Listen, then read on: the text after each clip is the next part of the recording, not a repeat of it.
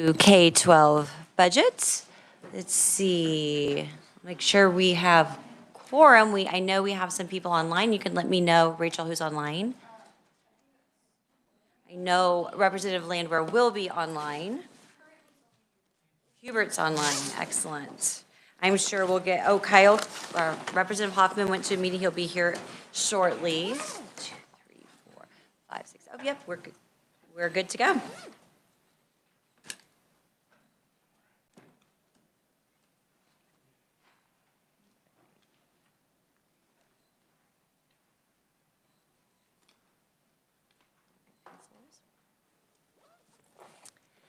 All right, we're going to go ahead and get started, committee. We are going to start with an informational briefing from Legislative Post Audit on the Developmental Education Courses Audit Review. Heidi, welcome.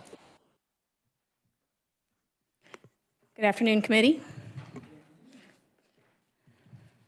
So this is a limited scope audit looking at developmental education courses. It has one question. It starts on page 1. The question for the audit was, what do stakeholders say about why developmental courses in college are necessary? The short answer to that question is that stakeholders reported many reasons that students might need developmental education courses, including having been out of school for an extended period of time, a lack of parental support at home, and inappropriate coursework in high school. I'm going to give you a little bit of background information on developmental courses first, and then I'll provide a little more detailed answer to the question. So for a little bit of background, technical colleges, community colleges, and universities offer developmental education courses because some college students are unprepared in the core areas of math, reading, and writing to succeed in college. Most colleges and universities offer math and writing developmental courses, but there are a few who offer developmental courses in reading. These courses typically cover material that is covered in high school. Community colleges and technical colleges identify students who need these courses in a way that's a little different from universities. Community colleges and technical colleges typically administer a standardized test. It's a math and English test called the AccuPlacer. Students who score below a certain threshold must take a developmental course. Board of Regents staff, though, told us that some colleges also consider things like GPA and ACT and SAT scores in making that decision. Universities, however, typically do not administer the AccuPlacer, and generally they look only at measures such as GPA and ACT and SAT scores. Students are charged tuition for these developmental courses, but they do not earn college credit towards their degree for taking them. Board of Regents officials reported that about half of Kansas post-secondary institutions offer courses called co-requisite math or English courses. They offer those with or sometimes instead of traditional developmental courses. These courses also serve students who are not prepared for regular college-level work. Co-requisite courses, though, place students directly into college-level courses, but then provide additional classroom supports. The courses typically cover both remedial material and the regular college-level material. So, for example, a co-requisite math course might meet for 5 hours a week instead of the traditional 3. And those extra hours allow the teacher to provide some remedial instruction, as well as to pace the class more slowly. Unlike traditional developmental courses, though, co-requisite courses allow students to earn college credit. Colleges and universities, though, identify students for co-requisite courses in the same way that they identify students for traditional developmental courses.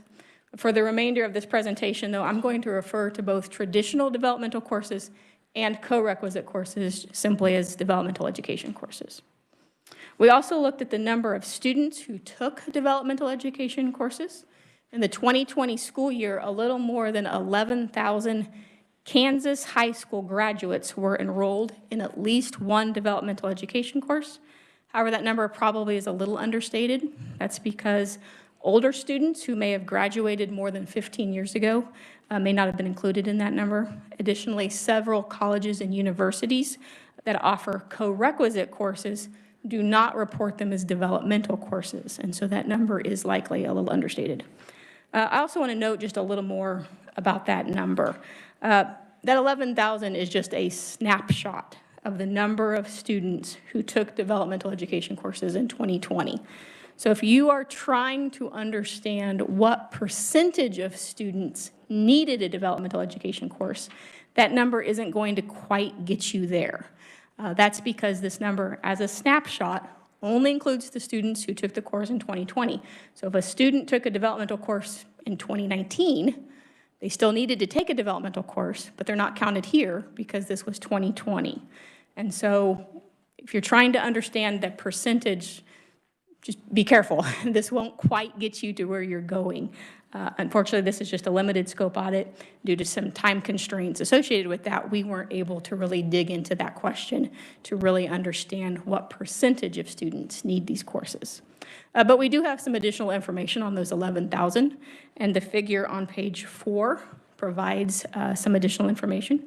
So you can see that students aged 17 to 19 represented the largest group of students who enrolled in at least one developmental course in 2020. You can see that 41% of the students were aged 17 to 19, 34% of the students were aged 20 to 24, and the remaining 25% were 25 or older.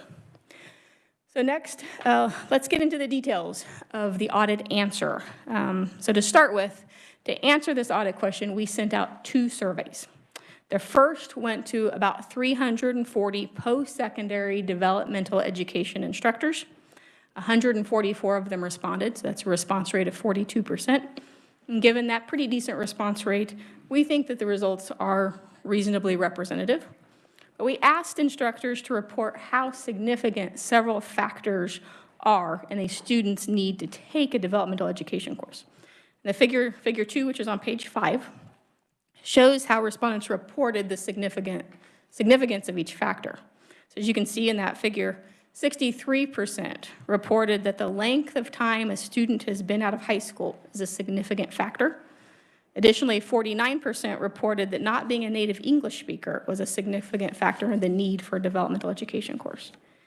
Instructors also reported some additional opinions about the need for these courses. Other reported reasons students may need developmental courses included a poor home life or a lack of maturity in high school. Many also told us that developmental courses are necessary to maintain broad access to college. One respondent wrote to us that developmental education opens a door to better education and quality of life for so many who would otherwise be shut out. The second survey we sent went to almost 12,000 high school teachers, principals, and guidance counselors. About 1,500 of them responded for a response rate of just 14%. Because of this very low response rate, the results may not be representative of the whole. But we asked the staff to provide their opinions on the reasons why recent high school graduates are sometimes unprepared for college. So the figure on the bottom of page 6 shows those survey results. As you can see, 69% of respondents reported that a lack of educational support at home is a significant factor in students not being prepared for college. A similar percentage reported that students receiving passing grades in high school without mastering course content was also a significant factor. High school staff also reported some additional opinions on the reasons why students are sometimes unprepared for college. Many respondents told us that academic expectations were too low in high school. One teacher wrote, it's not hard to pass with a 60%, but that does not, however, make a student college ready. Many also noted that students are struggling with basic skills when they get to high school.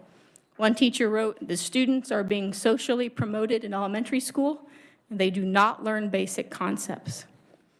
We also spoke with several post-secondary and K-12 stakeholders about their opinions on why developmental education courses are necessary. Every person we spoke to told us that a lack of appropriate high school coursework was an important contributor to the need for developmental courses. More specifically, many stakeholders noted that students often do not take enough math courses in high school. And some also noted that students may change their minds about their post-high school plans, and that can result in students deciding too late to take the courses in high school that would prepare them for college. A few stakeholders also mentioned some other factors. Some noted that students who've been out of high school for a long period of time are more likely to need developmental courses. Additionally, a few thought that lowering college admission standards may also contribute. They reported that students may no longer feel the need to be prepared for college because they are likely to be admitted regardless. Last, as part of the survey and our interviews with stakeholders, we asked about actions that could improve college readiness and reduce the need for developmental education courses. The figure on page 9 shows how significant of an impact survey respondents rated various actions that could reduce the need for developmental education. 73% of high school staff thought that requiring skills mastery before passing students would have a significant impact on improving college readiness. 69% of post-secondary respondents reported that additional educational supports in high school would help. A little more than half of high school respondents also thought that that would be helpful. Nearly all of the stakeholders we talked with thought that more communication with students about what courses they should take in high school would be helpful. And others thought that more guidance counseling could help students better connect their high school courses to their post-secondary plans. We didn't make any recommendations out of this audit. That concludes my presentation, and I'd be happy to answer any questions. All right, thank you, Heidi. Committee, what questions do you have? Representative Owsley. Thank you, Madam Chair, and thank you for the presentation. That's quite a bit of information on a limited scope audit. You said only 14% responded to the survey, but you sent out 2 surveys. Is that what I heard? We sent out one survey to post-secondary staff, about 340. We had a response rate of 42%. We sent out almost 15,000 surveys to high school staff, teachers, guidance counselors, and principals, and only 14% of them responded. I don't suppose we can draw any conclusions from the participation in the survey. Probably not. Some of it may have been timing. We were releasing this in between Thanksgiving and Christmas. We gave them multiple weeks to respond, but it was happening at a time that perhaps many teachers are busy. We also sent the survey to a lot of personal email accounts because that's what we had. And I think sometimes when they go to a personal email account, they may be a little more hesitant to respond because it didn't go to their school account. So we had to send them to the emails that were on file with Department of Education. But I think that probably did contribute a little bit to the low response rate. And then, Madam Chair, if I may, the 40% response rate from the secondary, 340 participants are surveyed, is about average, if I'm not mistaken. Yeah, usually if we can get to a 30 or 40% response rate, we feel like once you get to that point, it's a pretty common response rate. Once you get to that point, you're probably getting more representative of the larger group. So we felt that was an okay response rate. Is there a floor where you don't, 14%, that it's just not representative? Is there a percentage floor? There is a floor, and certainly 14% is below that, which is why we note that it may not be representative. We reported on it because that was the purpose of the report, but it comes with the caveat that it may not be representative because the response rate was so low. Okay. Thank you, Heidi, and thank you, Madam Chair. And I would certainly not want to throw out the surveys. They are simply a voluntary survey, and to ignore what 14% of teachers said would be a mistake too. So you might not be able to draw clear conclusions, but you can certainly draw conclusions on the 14% that responded. We felt that there was value in still presenting the information, but we provided those caveats, of course, to just certainly be careful. Other questions, committee? Representative Usds. What raw number does that 14% represent? It's a little over 1,500. In fact, I think the number is in here, 1,559. So even though the percent is quite low, it's still 1,500 responses. That actually sounds pretty good. I don't get that kind of survey response. So, Okay. Go ahead and stay there for just a second. I wanted to ask Craig if he could answer where he is. How many graduates do we have a year? Ballpark, 36. And a ballpark, how many of those would go on to some form of higher ed? Okay. So, all right, good. So then 11,000 students in 2020 that fell between 17 and 19, is that correct? Graduates, no graduates. 11,000 Kansas high school graduates enrolled at least one developmental education course in 2020. So at least a third of our students, not quite a third. But more than that, because not all of them would go to higher ed.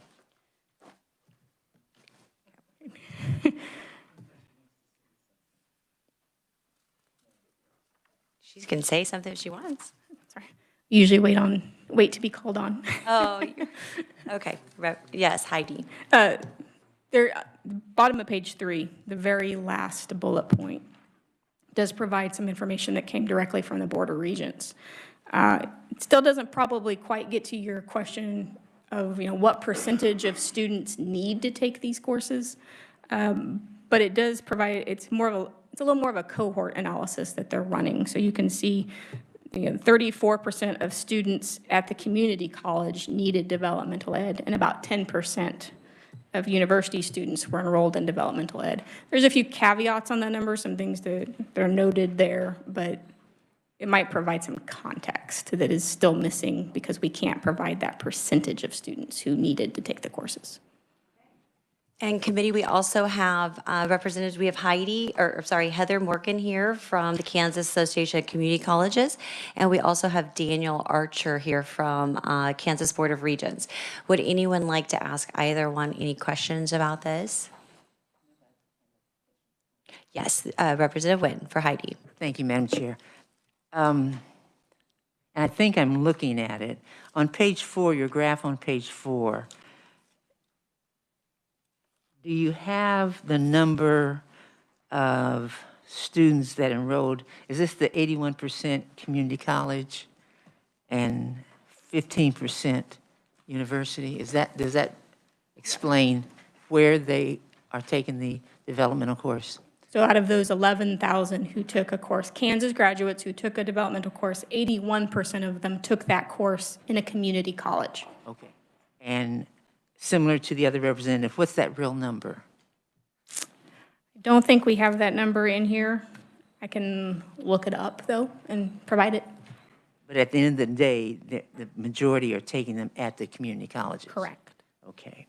And while it may not have fit the question, but again, the timing, they would have enrolled in fall 2020 or fall 2019? It was the 2020 school year, so it would be fall 2019, spring 2020. Okay, that, 1920 school year. so, okay. It was pre-COVID. It was the first year we could get pre-COVID. Numbers that probably were not affected by COVID, they would have enrolled in January of 2020, so that would have been pre-COVID. So we were just trying to get a year that was just before. But they could have enrolled in August of 19. Yes. Okay, but you sent the survey out between Thanksgiving and Christmas 19 or 20? 21. So 21. our survey went out last year. So we just released this last month, but we were doing the survey last year. It went out in November and December of 2021. When we wanted to look at the numbers to see how many kids were taking these courses, we didn't want to use the most recent number because they are affected by COVID. So there is some impact. They are potentially a little bit distorted. So when we pulled the number of students taking courses, we went pre-COVID to provide something that might be a little more typical. Okay, and these surveys were filled out by, the faculty who taught the developmental courses? Yes, what we asked from the universities, the community colleges, and the technical schools was to send us the email address for any instructor, professor who was teaching a developmental education course or co-requisite course at that time. Okay, And it could have included adjuncts, anybody who was teaching. We asked for anybody who was teaching. Okay, thank you, thank you. All right, committee, any other questions for Heidi? Yes, Representative Byers. Thank you, Madam Chair. Heidi, on the 63% that said it was a length of time the student's been out of high school, do we know if that length of time, if we're talking about those kids that take maybe a gap year? Or is this more along the lines of non-traditional students that would come in, in their 30s? Or do we even have any way of knowing that? You're looking at page 5? Page 4, Page 4. the bottom point, I believe. Well, yeah, bottom point. So 63% reported the length of time a student, okay. Trying to see what figure that was.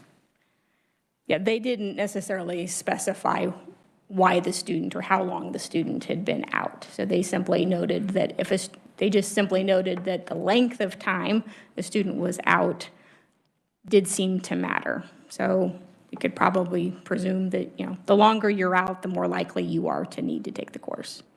Okay, thank you.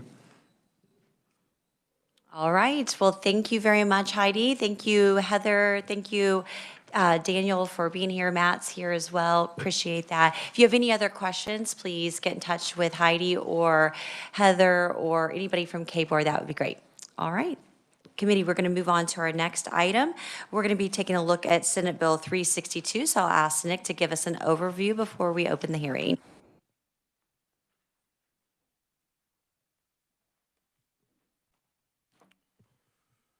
Thank you, Madam Chair. Committee, Senate Bill 362 would amend current law, KSA 72-1163, and this law relates to the annual budget process of local boards of education. And you may be familiar with this from last year as this committee made some changes to this statute last year. So currently, state law requires each board of education of a school district to conduct a needs assessment of the educational needs of each attendance sitter in the school district, and to use that information to prepare the school district's budget to ensure improvement in academic performance. What this bill would do is it would require school districts to publish their needs assessment on the school district's website. Additionally, this bill would require each board of education to document in the minutes of the meeting in which it considers this needs assessment that the board considered the needs assessment at that meeting, and then use that needs assessment when approving the budget of the school district and document how that process was done. The bill would also state that and require that each board of education of a school district must review state assessment results and document the following points.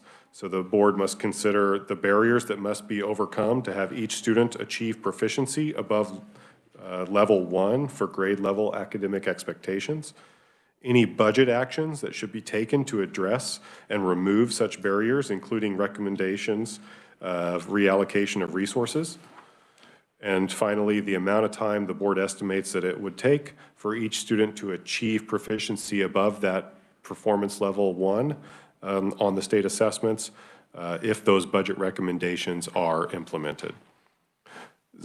The bill would also require that each school district must provide, as I said previously, the needs assessment and that state academic assessment documentation on the school district's website. And this bill would take effect upon publication in the statute book, which is July 1 of 2022. And Madam Chair, I'd be happy to answer any questions. All right, committee, any questions for Nick? Yes, Representative Usds and then Representative Byers. Do I interpret this as two different assessments? There's the normal building assessment, and then we're asking for something that we didn't quite give a name, but I think you might have called it an assessment review. So, Is that a fair way to look at the intent of the language? So this bill is requiring districts to document certain considerations were made on the school district's needs assessment for the budget purposes, and also to consider state academic assessments within that process and document certain considerations that are being made in relation to the budget and the building of the budget of the school district, but the school district's looking at the needs assessments of the district and then also those state assessments. Okay, so this is intended to be incorporated in the already named document. We're not asking for a separate document. I'm not exactly sure how that will go. I think it That will makes be me feel all, better. it will be all encompassing. I would assume districts would put those academic assessment considerations along with this needs assessment and build those in and consider those in the same meeting, but the bill separates them out. The bill has the district needs assessment having certain requirements, and then also the state academic assessments and the considerations that districts have to look at those state academic assessments kind of being extra considerations. Thank you. Representative Byers. Thank you, Madam Chair. Nick, I understand with the state assessments thing, we're looking at a one-time snapshot. Does this bill provide for any opportunity for school districts to notate possible outside stressors that could have an impact on those assessments, or is it simply the academic within the school community that it counts? So this is not prohibiting what you mentioned, but it doesn't have a specific criteria for a school district to consider that, those outside sources. All right, thank you. And Nick, would you think that, it says here that the needs assessment and the state assessment documentation shall be on file at the administrative office. I understand that the fact that both of them would be used simultaneously in trying to assess how much money should we appropriate for the classroom, and adding in other variables that affect the kids is great. The more variables you have to assess, the better it is. But my question would be the on-file portion. Would the digital content that's already provided on KSDE's website, the report card, would that be sufficient to be on file?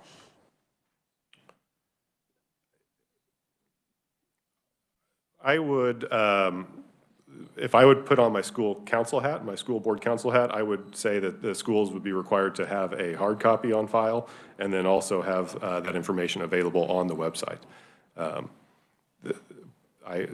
So there's two criteria here. I mean, it has to be on file at those administrative offices of the school district and then also available on that website. So if you're a school district, you would want to satisfy both of those criteria. Okay, and schools do satisfy the assessment criteria because it is, I do believe they have links on their individual websites, but we could always double check on that.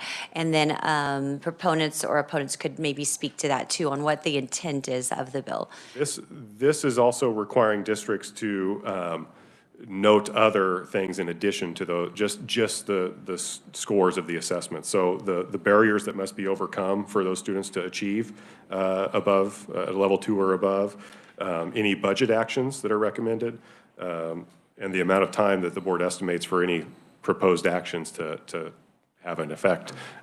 So those are the items in addition to just scores that would have to be considered and on file with the district. Okay, as well. that makes sense. Any other questions, committee? Representative Tarwater and then Representative Estes.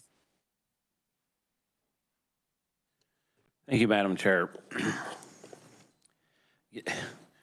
How many schools would this address? I mean, this seems very common sense to be at the center of your budget. Are there schools that actually don't consider this at all? I mean, that's kind of surprising. I think what we found through the interim and through discussions, many school board members didn't know what it was.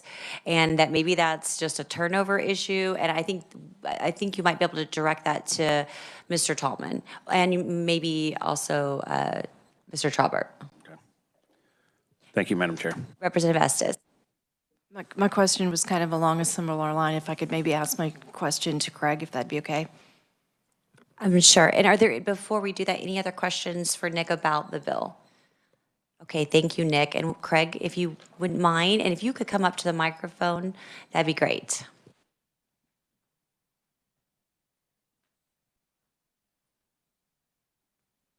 Thank you, Madam Chair. Thank you. This was the question I emailed you and forgot, so sorry about that and putting you on the spot. I don't recall that I've ever seen the building needs assessment, so could you please send us, I'd like one and maybe other people would, so that we could get an idea of what a typical report looks like. But how rare or frequent do state assessments get incorporated into a building needs assessment report?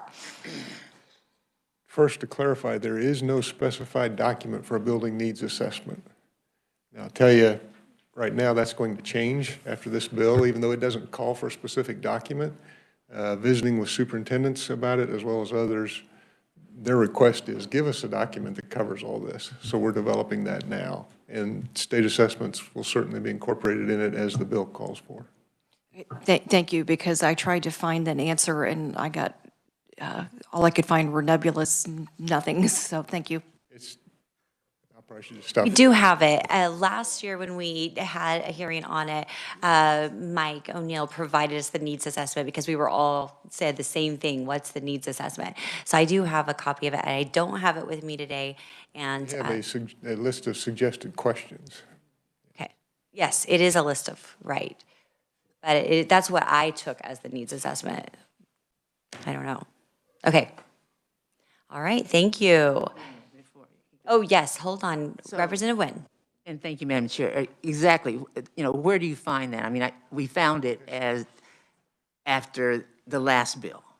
So to inform us, but what's the header and how do you access it? It is on, it'd be easier if I send it to your committee assistant. No, but It's on our website under the online budget packet link. Okay. And it's building level needs assessment, I believe is what it's called. Okay, so that answer, I was confused when you answered that there wasn't a document. I think that's what we're referencing.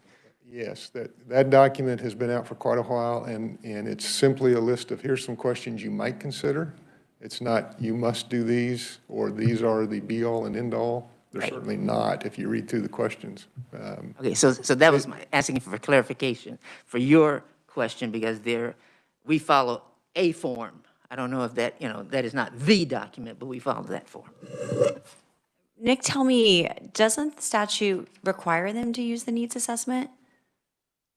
Before this? I thought that was something that was required.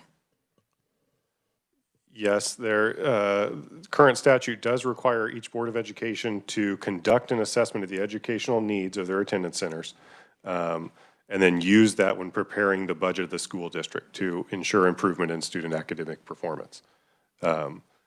This is now requiring publication on the website and some of those additional considerations regarding assessment results. And the way that I recall it is that the needs assessment, the intent of the legislature with the needs assessment is that that would be used by boards when they were making decisions on that. So now we're just trying to make it easier for them to actually include it because it hasn't been used to a high degree from what has been shared with us. So, okay. Any other questions for Craig? All right, thank you, Craig. Dave Traubert, welcome to our committee from KPI, and I am officially opening the hearing on SB 362, requiring local boards of education to document and consider the school needs assessment and the state assessments in the building process. So for proponent testimony, we have Dave Traubert. Thank you, Madam Chair. For the record, Dave Traubert, CEO of Kansas Policy Institute. We support this legislation based on our audit of 25 of the largest districts in Kansas. And we found no districts of the 25 that were actually taking information and could demonstrate that they used it to inform the budget process. We did, and my colleague Mike O'Neill will be testifying a little bit more in the technical side of this. I just want to focus on what we found in our audit. There were two school districts of the 25 that did complete a form for each building. Coffeyville was one, but in these forms, again, there was no indication of, now that we have this information, what are we going to do with it? They're largely demographic information, and some of the information, some of the most critical information on that form in Coffeyville was not even close to accurate. For example, it said, their form said one school had 4% of the students who were not proficient. The state assessment says 88% were not proficient. Two other schools, these aren't typos, two other schools, they said 16 and 12% weren't proficient. but the state assessment says 77% and 93% were not proficient. With this type of information, I don't know how any school board could possibly make informed decisions on budgets to overcome something when they're given information that basically says, we're doing pretty well. Kansas City was the other school district that did have a form.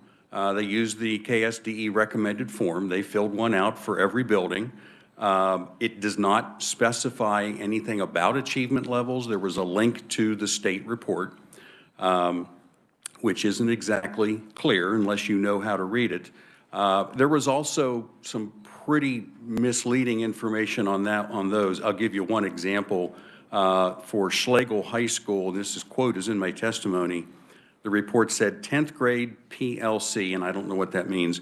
10th grade PLC has created plans to help students understand what is being asked in math problems. They emphasize scholarly language. The ELA section says 10th grade ELA has shown growth.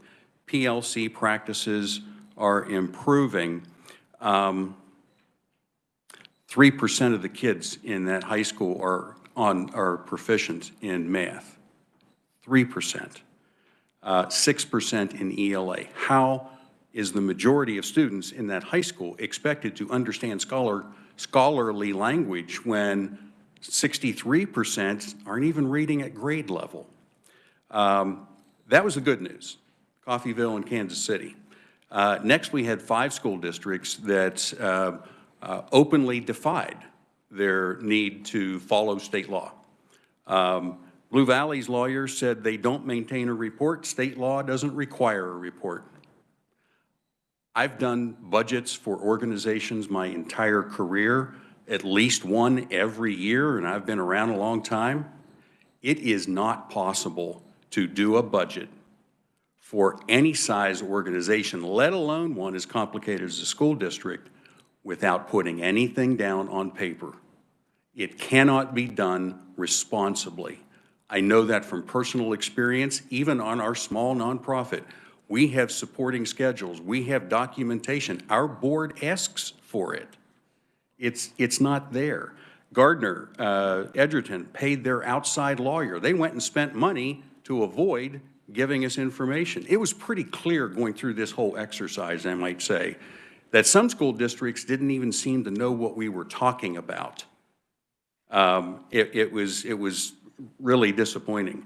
Gardner said, no documents, state law doesn't require it, so we don't have to do anything. Garden City, same thing, forms not required, although they did try to tell us when they used the information that they gathered without documentation. They actually gave us dates of when it was in the board meetings. So we went and looked at the board meetings. Nothing on the agenda, nothing in the following minutes, nothing. This really felt like we were just being fed something to respond to an open records request. Shawnee Mission, same as Garden City. No documents, but here's when we did it, and no documentation of that taking place. Iola, we had to file an open records complaint with the county attorney, and the county attorney wouldn't even respond to that. Now, the other 18 districts sent a wide variety of documents, a lot of attendance records, a staff retreat, odds and ends, but nothing that indicated the type of information that is very clearly requested in statute. And so without this revision in SB 362, it's our opinion that school officials will continue to ignore statutory obligations. And more importantly, it's not about filling out papers, it's about improving needs. The needs are obviously there because achievement is really, really low, especially for low-income kids. And that's what this is supposed to pull out, and they're not even making the effort from what we've seen in 25 school districts. The testimony you heard earlier, or the review of the audit on developmental courses, and some of the things, I mean, remember that one? Maybe if we made sure they had skill levels mastered before moving them on to the next grade, that might help. That's like 101. And by the way, that is a very representative sample. If you're getting 1,500 survey responses, national surveys are done with 1,200. You can draw some really strong conclusions from 1,500 responses. And so with that, Madam Chair, I'll be happy to stand for questions. All right, thank you, Dave. We're going to go ahead and do all the proponent, and then we'll come back to questions. Committee, if you have questions, just write those down, and we'll come back to you. Mike O'Neill with Kansas Policy Institute, welcome. Thank you, Madam Chair, and thank you for indulging this tag team performance here. I thought it was important for Dave to get into the details of what they discovered this summer. This was a bit of a shock to me, and maybe I was being naive, but for nearly 20 years, we've had a requirement on our statute that Nick read to you that each school year, the Board of Education of a school district shall conduct an assessment of the educational needs of each attendance center. And then the conclusions from that, the information that they derive from that informs the board's ultimate decision on the budget. The statute, at least currently, as it currently stands, contemplates that the board will actually prepare the budget. We know as a practical matter, those budget documents, at least preliminarily, are kind of developed by administration and given to the board. However, that does not change the fact that it's the board's responsibility, ultimate responsibility, over the budget itself. And so last year, give you a little bit of background, I was assuming all this was being done. And what we needed to be sure of is the importance that the board was going to place on instruction and student performance. And so what you passed last year was that these needs assessments would be done to ensure improvement in student academic performances, and the budget of the school district shall allocate sufficient monies in a manner reasonably calculated such that all students may achieve the goals set forth in the statute, the Rose capacities. What I didn't know is that the law that had been on the books for some 20 years wasn't being followed by virtually anybody. And in fact, many, many boards and many, many schools didn't even know it existed. We learned last year from the Kansas Association of School Boards that they don't teach, they don't instruct board members on this. And we know that they're getting no direction apparently from the Kansas State Department of Education. But there is a needs assessment on the website. And anybody can look at their website and see a needs assessment. It's 10 years old. You have it in your testimony. I gave you a copy of it. I think you've probably seen it before from last year's testimony.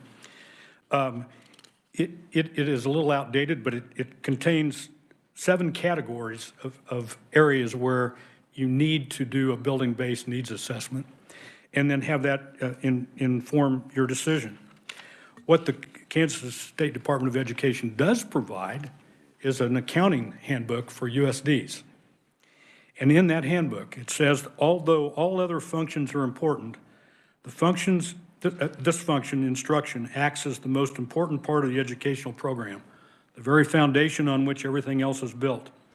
If this function fails to perform at the needed level, the whole educational program is doomed to failure, regardless of how well the other functions perform. So at least KSD pays lip service to the importance of instruction, and we all know intuitively that instruction is the key mission of our public education system. And it goes hand in glove, at least looks nice to have that emphasis on instruction, and a state statute that says we're going to do a building-based needs assessment for every building, and we're going to have that inform the budget. Why? Because instruction, the classroom, is the very foundation on which everything else is built. We should be building budgets from the base, from the classroom up, not the administration building down. So my shock was finding out that no one was really doing a building-based needs assessment. And that's what Dave has pointed out to us.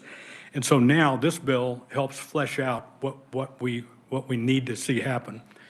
And I can tell you, I tip of the hat to Senator Dietrich, who worked with me on the Senate amendments that you see, and they're not very many. She and I worked out. There were some concerns and questions raised on the Senate side. We thought her suggestions were good, and so we are here to approve of the Senate amendments that you see in the bill. We think they add to it. A little bit more clarification on what we mean by grade level. Kansas Department of Education has the 4 tiers. Anything above 1 is grade level. Anything above 2, college and career ready. So we follow that. That's sort of an objective standard that we want to use. So I want to make sure that you understand that we were in agreement with the Senate amendments.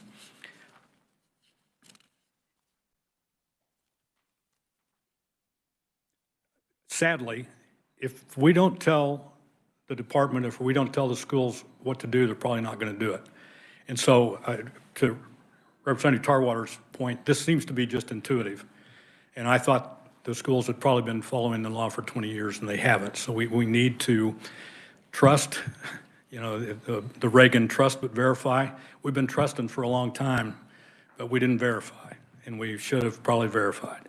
Now we're going to verify, and this will give us an opportunity then to have those conversations in writing, what the needs assessments are, reflected in the minutes that, yes, the board understands, and they were getting true data, not data that was skewed, and that they were making informed decisions. And then again, we're going to have to trust them that they're going to allocate sufficient resources such that all the kids reach their expectations. To Representative Byers' question, I would suggest that when we're talking about 2A, the barriers that must be overcome, I think that takes into account some of the intangibles, some of the things at home, some of the things in the culture that might be a barrier to a particular child's ability to advance. So I think there's room in there to address the things I think you're getting at. Representative Estes, there are two. The building needs assessment is a totally separate thing than the state assessments, and we think both are important. We want to see what those building needs assessments are, or have the public at least know that the schools were serious about finding what those assessments were. But we also then want to know more about the actual state assessments, which are a different form of assessment. With that, I think I'm ready to stand for questions at the appropriate time, Madam Chairman. All right, thank you, Mike. Next, we have Mark Tallman, and we are all amazed that you are on a proponent here, Association of KASB. Thank you. Not that you're a proponent, but that you're with these other two guys behind you. That is the most surprising part. Yes, we are here as a proponent. When this bill appeared in the Senate, we were neutral. We had some concerns about the language. I would thank Senator Dietrich, Senator Baumgardner, and I think Mr. O'Neill worked in United School Administrators to come up with some amendments that we thought helped clarify some items in the bill. I suspect you will get more out of questioning me or not than anything more I can say, so I will stop now and be prepared to take your questions at the right time. That's so short. All right. Committee questions, and just please indicate who you would like to direct your question to. All right, Mike, I'll ask a question. Is anyone else? Okay, we'll do Representative Tarwater first. My question is to Mr. Trabert. So you kind of called out one of my schools in your presentation. I think, can you tell me how they do as far as on grade level? I got to think they're ranked high in comparison to the rest of the state. Are they? Well, that's obviously a subjective answer. What I can tell you is, yes, they do better than most school districts in Kansas. There is a distinctive demographic difference that is partially the reason for that. For example, I think it's 8% low-income kids in Blue Valley, where in Kansas City, Kansas, it's, I think, over 60%. That will absolutely make a difference in the achievement, but even it is all relative. So while they do better, a fifth of high school students in Blue Valley are below grade level in ELA and math, and less than half are on track for college and career. That's a fact that most parents aren't aware of because that's not the way the district represents the information to parents. Okay, and can you tell me exact kind of, I'm kind of at a loss of what you asked for and didn't get or saying they didn't do. Can you tell me what that, what, So, I just need a little more clarification on that, so when I talk to them, I can. We can, what I will do, and I will do this for the entire, we'll just send it to Holly. I'll send you the forms that Kansas City, Kansas filled out as an example. So it's the form that's on the website. They did one for each building. Blue Valley took the position that, I don't even think they said I'm not sure they said they did it, but they just focused on the law doesn't specify that we must keep a report, and therefore you can't make us give you one. It was very symptomatic of the response we typically get from that district. Okay, thank you.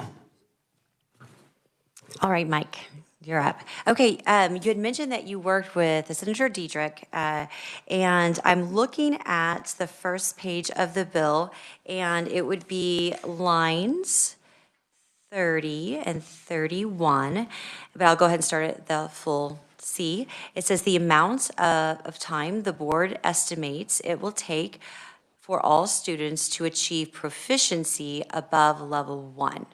I'm just going to stop right there. So when I read that, or if I'm a parent reading that, or if I'm a school board reading that, I'm going to think that level 2 is proficient. And what the KSD's website says is that it is grade level with remediation or something to that effect. It's not quite at grade level. So I feel like that's a confusing item on there because you're counting everybody from 2, 3, 4, and it's referencing proficiency. Yeah, there's, and Dave might have a better answer. There's after, are you talking about the graph, the 4-bar graph, 1, 2, 3, 4? There are 4, correct. Yeah, and it is above level 1 for grade level academic expectations. It's straight from that form. And so that doesn't mean college and career ready. It just means grade level academic, level 1 for grade level academic expectations. And we'll let Dave respond to that. What my concern is that the word proficiency is in there. You're right. That can create confusion, I think, because the department defines proficiency as at level 3 and 4. It's not in their definitions, but proficiency, that's how they defined it for the U.S. Department of Education. Yes. So it is level 3 and 4. You could just say level 2 grade level and above. Okay.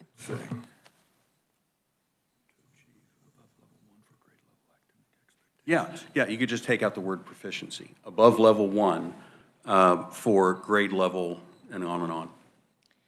Okay, thank you. You know, that discussion about what does that really mean?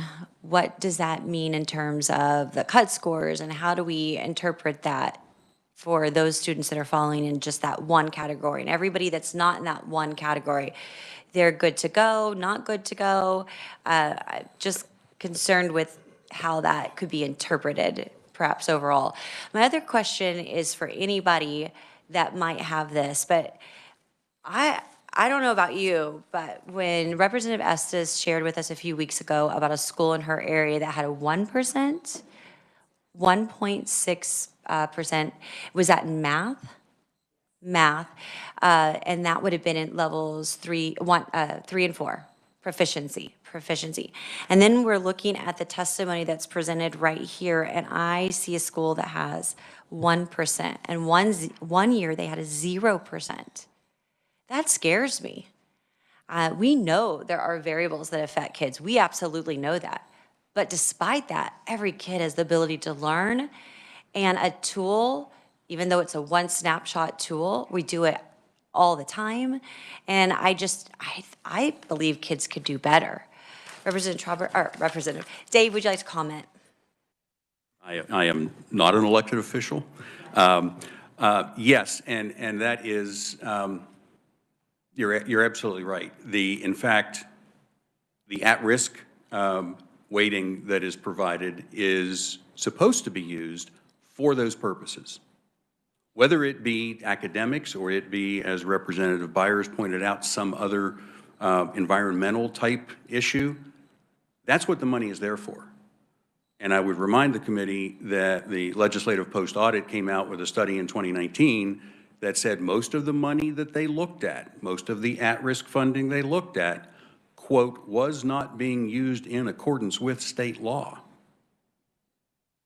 The money's there, and it is intended to address these horrendous issues of 0%, 1%, whatever it is. That's what it's there for. Okay, I appreciate that. Yes, Mike. There should be some good news in this. If we actually do what the statute requires and what we're about to do, we're going to address these issues beginning in kindergarten. And we're going to get school boards focused on what is needed in the classroom and the rest of the school, but more importantly, the classroom, so that we don't have an LPA audit later that says we missed the boat and by high school it's too late. If we can just do what the law requires and get everybody on the same page, board members, schools that are helping with this needs assessments, legislators, we're gonna nip this in the bud. That's one of the reasons why we had the question that they have to answer, how long is it gonna take? So these kids are not just a number. So every year it takes that we're not getting it done is another class of kids. They all have names, they all have faces, and they're being left behind. We got to get on this, and we got to get on it early. All right, thank you. Representative Penn. Thank you, Madam Chair, and thank you, Speaker O'Neill. That was something that I was about to go into. I think what we're talking about here a lot of is the aptitude, and we're trying to tighten up this language to get to a common goal, and I just need a good news story. So, Mr. Tallman, this question's for you, if I may. In your testimony, you have here on the second page, talk about the rose capacities, that section piece right there. And as Speaker Neal was just talking about census final days with No Child Left Behind Act, that paragraph, can you help zero me in on perhaps the attitude from some of the school districts with No Child Left Behind, the final days of that, whatever the requirements were? What's the attitude? Are they getting after this? Are there barriers to it? Have you seen any efforts toward that direction through some of the school districts so that we know that we are on right alignment? I know the three of you guys are together, but give me some insight to what you're seeing across your constituency, please. Well,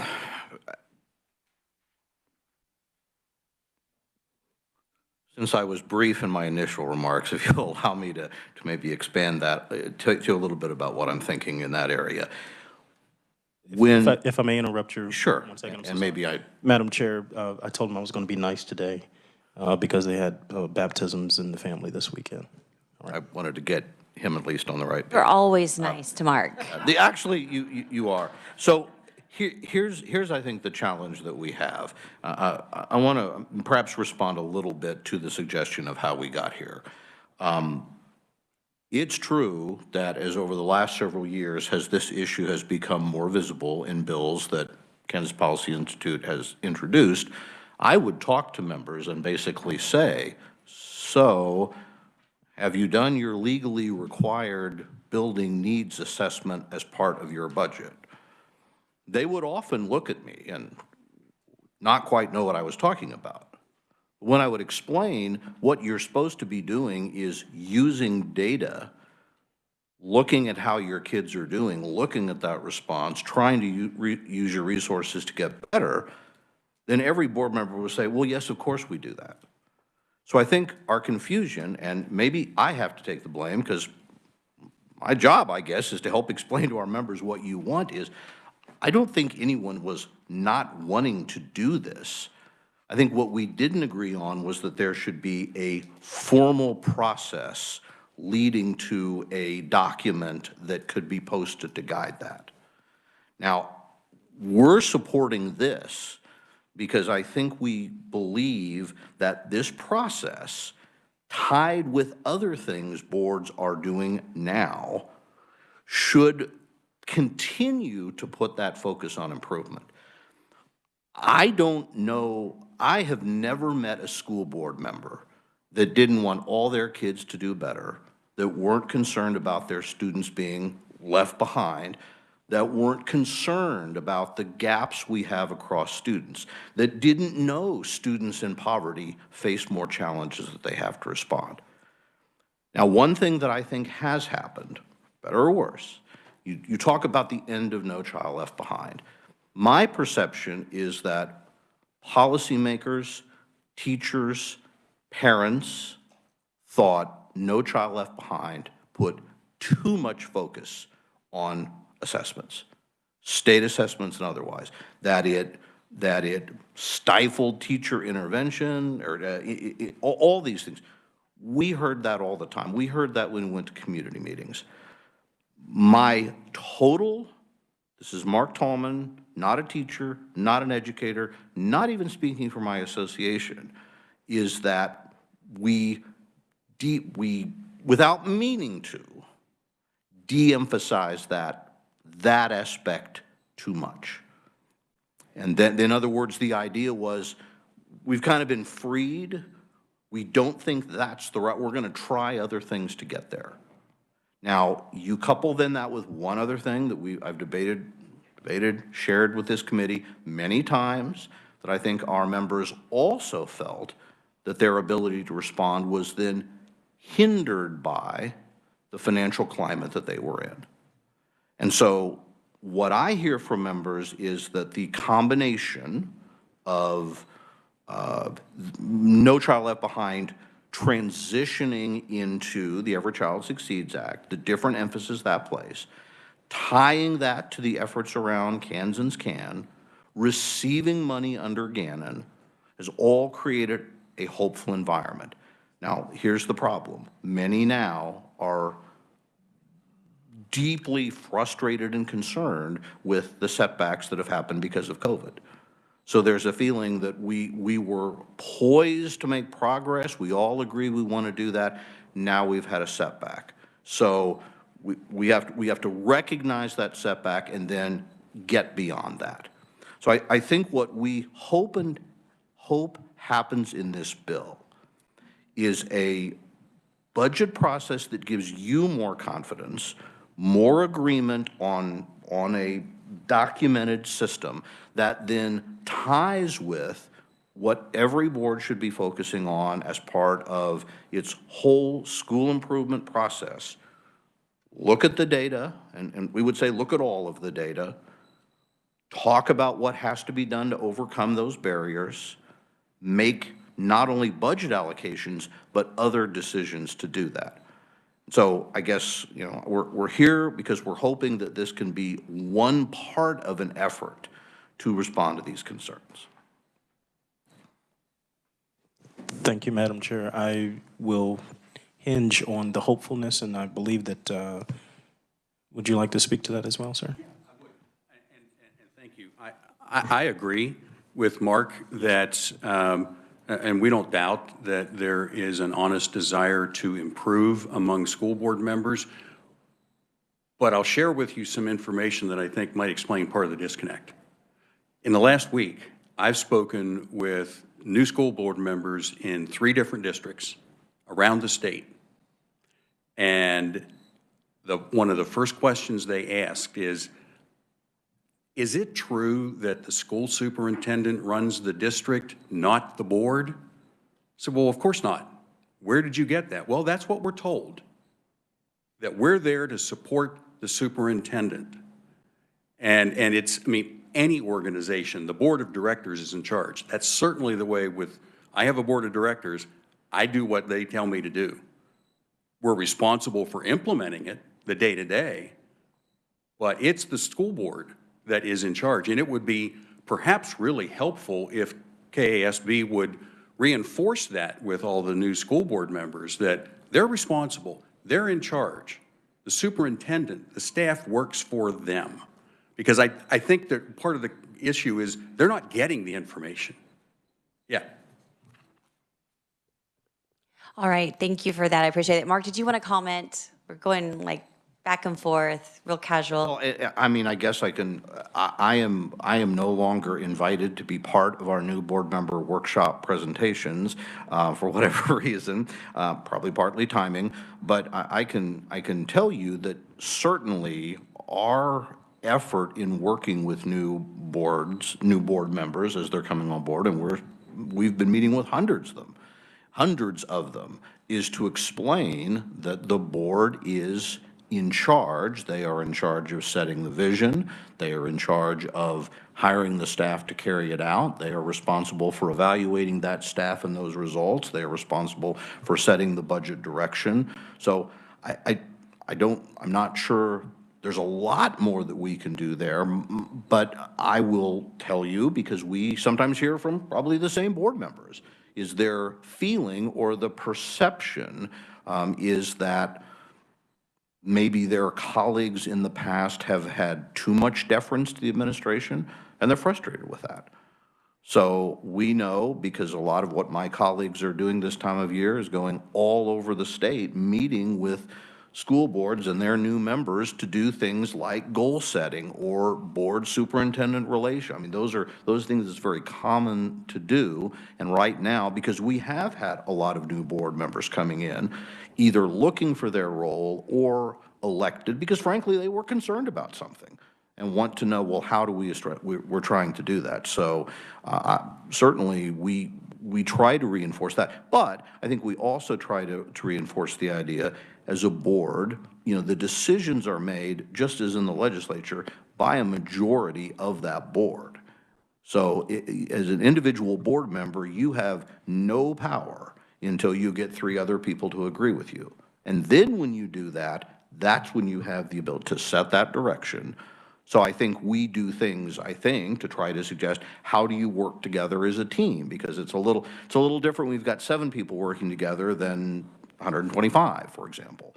So maybe that's where some of that issue is. But certainly I think as we've had a new group of people come on, we're trying to help them understand what their role is and their relationship relative to the superintendent and the rest of the staff.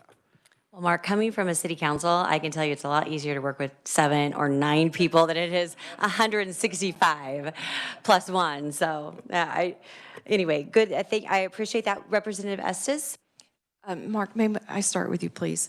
I think what I heard you say was that there was a reaction to No Child Left Behind, and standardized test scores have swung out of favor in use. And I believe you gave me the impression that you think it's gone too far and they're not being relevant, and they should be to some extent. Am I interpreting you correctly? Well, I want to be really careful, because I'm giving you the caveat that some of this is sort of my interpretation, not a position that our members have taken or whatever. I think the legitimate concern among some of our members and others in the field, teachers and others, is that tying too much stock in a single assessment for a single child is often not always really helpful because of all the things that can affect a child on that day or whatever. But using state assessment data as one tool to measure how well the district's doing and their kids are doing is important, because it does tell us what gaps exist. It gives us some indication of how things are happening over time. And, that, again, the reason I tried to put this little chart on here is to set it in the context. It is an important part of what we have to do. I think we would just say, and what we hear from, I think, our members, they don't want to overemphasize that, because I think another part of the concern under No Child Left Behind was you would have, I'm sure the headlines of scandals in districts, cheating on tests and all of that. If you make that the only thing or put disproportionate emphasis on that, you can drive up test scores to the neglect of other things. So I think what we're trying to say is, how do we give it the right balance? Don't ignore it, use it as valuable data, but understand that it needs to be part of leading to a broader set of outcomes. And I'm glad we're having this conversation, because while accreditation does involve a discussion of standardized test scores, there's nothing out there that says you must have this many students who are proficient in order for you to be accredited. And that greatly disturbs me because I look at how the pendulum has swung the other way, and we have a school with a 1.6. Okay, COVID year, so their next best year was 6.6. And I find that incredibly disturbing as what we've done to the kids in that school. So I hope that we can continue that conversation and find that right place, because I feel like the assessment scores have disappeared. They're there, but they're not really there in a way that guides something. And so I like the concept of this bill, but I'm disturbed that it's a level 2 and up, because our own definition with nationally is that 2 is basic, and I want a kid to have true mastery so they can be successful in their life. And I could respond to that, but it might take just a minute, so I would ask the chair, would you like me to respond? Sure, go ahead, Mark. Okay, so my sense, talking to our members, talking to legislators, educators, of which I am not, okay, is part of the struggle over how people look at assessments is we've set the goal as part of our federal plan. 75% of kids should be at level 3 and 4, right? And that should be college and career ready, and that should absolutely be the goal. But that would be a far higher level of getting that percent of the population to that academic level than we have certainly ever had before, at least by measured by percent of the population doing it. So I just think it's really important to understand that is no state has done anything close to that. No school systems have done anything like that. So I think the idea is to say, if we're setting a really ambitious goal, don't fault us for not being there. And likewise, of course, we should be concerned about those levels of performance you're talking about. But we also know that no school system has consistently solved the problems of deep poverty that faces kids. So, but the question that I think we can all agree on is we should be looking at what are we doing every year to get better. So we may be starting far from where we need to be, but what we have to be demonstrating, are we showing that improvement moving forward over time? So I think that's the thing that I look at, just that understanding that, as some have said, that's a key factor we have is we know a major thing that influences how well kids do educationally is how much education their parents have. And in Kansas, we're still at a point where about 1/3 of our population has a 4-year degree or higher. So getting 75% of our students prepared, more than double the percent of their parents at that level, that's a real challenge. And I think that's the context we'd ask you to keep in mind. Just want to, Madam Chairman, but want to react to a couple of things. And number one, we do give students a high-stakes assessment all the time. Every time you go out in a debate competition, a sports competition, and so on, we get a sense of how students are doing because we test them often in those contests. And I think we need to work together to find a logical way to do this. Because if we look at the formatives and the summatives and then the final assessment, we get a pretty good picture of where a student is. And we need to bring that back into having a consequence and mattering in accreditation, in my opinion. I don't think an assessment, you're going to have some students who don't test well, and I think there's room to allow that into the conversation. But a grade matters. That's what we're here for, and we need to get back there. So, Madam Chair, do you have another question for our other conferees?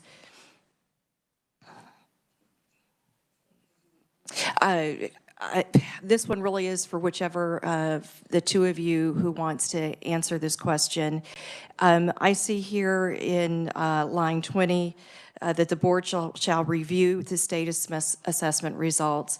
And when I read your testimony and see the pushback of, well, we weren't even required to have that written up, I'm wondering if you feel it's appropriate to add, because I would like to see this, that this review be at a public meeting with proper notice. So that it's not just, this is a document that's emailed out and the public never is aware that it exists. Is that a change that you guys would find helpful and support? Dave. Yes. I think it would. The more that, I mean, the whole point is to get people to understand the challenge. I mean, it's like anything else. You can't begin to solve a problem until you understand how deep of a problem it is. And then you also have to say, and that's why part of one of the requirements in this bill is that to take your best guess at how long it's going to achieve, because that is part of managing. You have to, it's rare that you set timetables that are going to actually turn out, but you have to have some frame of reference to know if you're making reasonable progress. And you have to be honest about that. You know, going from 4% to 5% proficient, technically it's progress, it's nowhere near what's needed. And so, okay, we tried this, it didn't work as well, and we have to go back and do that again. People need to understand the biggest barrier to improvement is a false sense of high achievement in Kansas. It stands to reason. If people don't believe that there is a problem, they want to believe that everything's good. And they want to believe that everybody's proficient, or at least at grade level. But when we show them the results from the state assessment, and this includes school boards, I've talked to school board members who didn't understand because it wasn't explained to them that way in reality. This is the percentage of kids who are below grade level. This is the percentage who are at grade level but need some remedial training. And then these are the kids, this is how many who are actually on track for college and career by grade, not just in total. You have to really dig into it. One of the things you find when you dig into it, you look at it by grade level, you see that those proficiency levels dramatically decline as kids go from 3rd grade to 4th grade to 5th grade. That's telling you that we need to be doing a lot of things differently very early on. And the public needs to understand that, as well as the school board members. All right, thank you. Thank you. All right, committee, if there are no other questions, please also note that in our hearing today, there's some proponent written testimony that was submitted. Dina Horst, G.A. Bowie. Hopefully you had an opportunity to take a look at the testimony for SB 367. Before I close the hearing on SB 362, not 367, I wanted to just make a quick comment and a request to Craig, if I could. Earlier today in appropriations, we were talking about the workforce and needing skilled workforce. And one of the statistics I found from 2020 U.S. Chamber of Commerce, they interviewed 500 leading HR workers, and they said that 48% of their applicants do not have the skills they need. And when I look at this, and Mark Tolman said he would like 75% to be level in 3 and 4. Well, I'm thinking math. I just looked at it today. In math, 72% of all Kansas students, the average, are in the lower 1, 2. That to me says, you know, we need, in order for you to get the technical skills you need to get a job, you need to have the ability to read and to write and do math. And I feel like we can do better. And though this is a snapshot, I agree with Representative Byers, there are others that we're looking at, graduation rates, and they're not matching this. And we're looking at other things to measure how kids are doing. Maybe it's more summative, but ultimately this has to be part of it. And when we're doing that poorly, that's concerning, because these kids are going to grow up and they're going to have to take a certification, a board certification. They're going to need those skills in order to compute for their tile or engineering or plumbing. They need these skills. We can't neglect these, and I think all kids can learn. I don't care what background they come from. Every kid can learn. We've got to have higher expectations. So Craig, my question is, would it be possible for you to give us a summary of some data? Math would be great. You could do math. And what percentage of students in Kansas, all students, are in that top tier? So instead of looking at the bottom, let's look at the top. What percentage are in that top tier? And actually, maybe even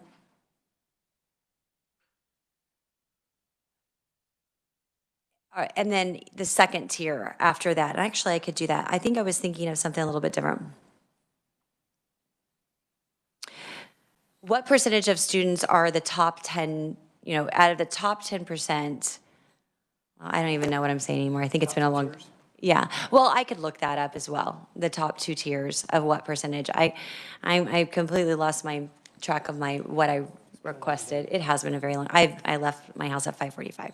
So anyway, forget that. Hopefully that will come up later. But I do want to look at the proficiency level of kids and how many kids are in that top tier and that second to top tier. And I think I could just find that online, correct? For all students. You might know that off the top of your head. But I would say we need to grow that top 3 and 4. So committee, before I misspeak on anything else, I'm going to close the hearing on 362. And just a quick update, tomorrow we'll begin to work our budget. We will not finish working our budget. There's a lots to go over. Ultimately, the goal is, as you know, we did this last year. Ultimately, the goal would be to take accountability, take some policy, and pair it with our budget. So hopefully that is the end goal, but just be prepared to begin working on it tomorrow. We're adjourned.